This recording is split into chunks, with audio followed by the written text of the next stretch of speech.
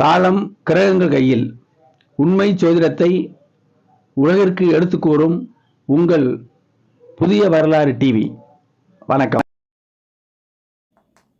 ஓம் சத்குரு சாய்நாதாய நமோ நமக. தமிழ் உறவுகள் அனைவருக்கும் இனிய வணக்கம். வாழ்க வளமுடன். நான் உங்கள் அஸ்ட்ரோ சாய் செல்வம், மதுரை. மார்ச் மாத பலன்கள். இந்த மார்ச் மாதம் முழுவதும் மகர ராசியினருக்கு எத்தகைய பலன்கள் இருக்கும் என்பதை பார்ப்போம்.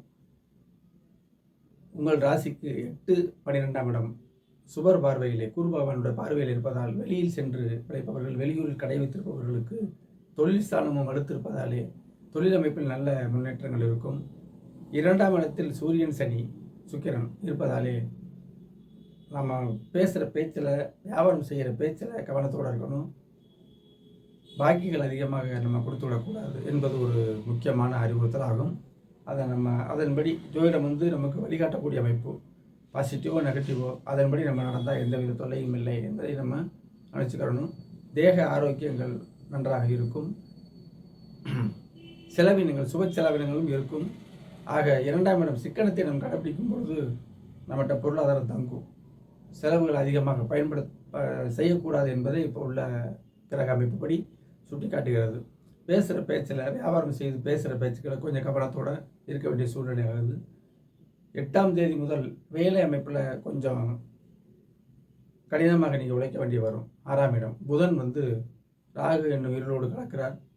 அது குரு வீடாக இருக்கிறதுனால ஒரு கட்டுக்குள்ளே இருக்கும். இருந்தாலும் அந்த இருளுள்ள புதன் போகும் பொழுது அந்த ராகு திசை நடப்பவர்களுக்கு நன்றாக இருக்கும். மற்றவர்களுக்கு ஒரு வேலை அமைப்பில் கடுமையான முன்னேற்றம், கடுமையான ஒரு முயற்சி செய்கிற அமைப்பில் கண்டிப்பாக இருக்கும். அதேமாதிரி மார்ச் 15க்கு மேலே சூரியனும் உங்களுக்கு அஷ்டமாதிபதி சூரியனும் ராகு கூட சேரும் பொழுது வெளியில் பயணப்படும் பொழுது கொஞ்சம் எச்சரிக்கையாக இருக்கணும்.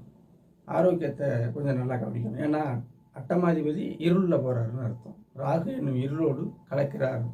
குருவீடாக இருப்பதால் நீங்கள் உங்களை பாதுகாக்கக்கூடிய அந்த அமைப்பையும் கிரகங்கள் கொடுக்கும்.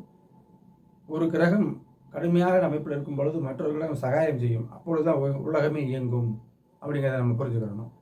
ஆக 26, அதாவது மார்ச் இறுதியில் குருவோட நம்ம புதன் போய் அங்கே சேர்வதாலே குழந்தைகளுடைய அமைப்பு, குழந்தைகளுக்கு உண்டான அவர்களுக்கு முன்னேற்றத்துக்கான வாய்ப்புகள் எல்லாம் உங்கள் மனதில் எழும்பும். அவர்களுக்கு அதை செயல்படுத்த முடியும்.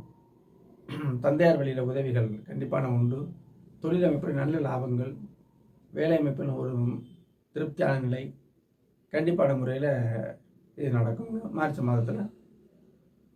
மாதத்தில் சந்திராஷ்டமம் 26ஆம் தேதி நள்ளிரவு 1:27 முதல் மார்ச் 24ஆம் தேதி பகல் 2:20 வரைக்கும் சந்திராஷ்டமம் உங்களுக்கு நடக்குதுங்க. இப்போ இந்த சந்திராஷ்டமத்தில் எந்த வகை பலன்கள் கிடைக்கும், எந்த பாவகங்கள் உங்களுக்கு கெடுதல் அமைப்பில் இருக்கோ அதன் வழியாக தான் சந்திராஷ்டமம் செயல்படும். கொடுக்கல் வாங்கல், பேச்சு, இந்த மாதிரி அமைப்பில் தான் அந்த தொழில் கனெக்ட் ஆகும். அப்போ அந்த இடத்துல நீங்கள் இடறி பேசினால், நிதானம் இன்றாமல் பேசினால் நமக்கு நட்டம்தான். அதனால் இந்த 2.5 நாட்களும் கவனத்துடன் பேசி தொழில் செய்து முன்னேற்றமான அமைப்புகள் உண்டு. மே மாதம் வரை இங்கே 10ஆம் இடத்துல குரு என்னும் அற்புத பேரொளி இருப்பதாலே தொழில் அமைப்புக்கு ஒன்றும் குறைவில்லை.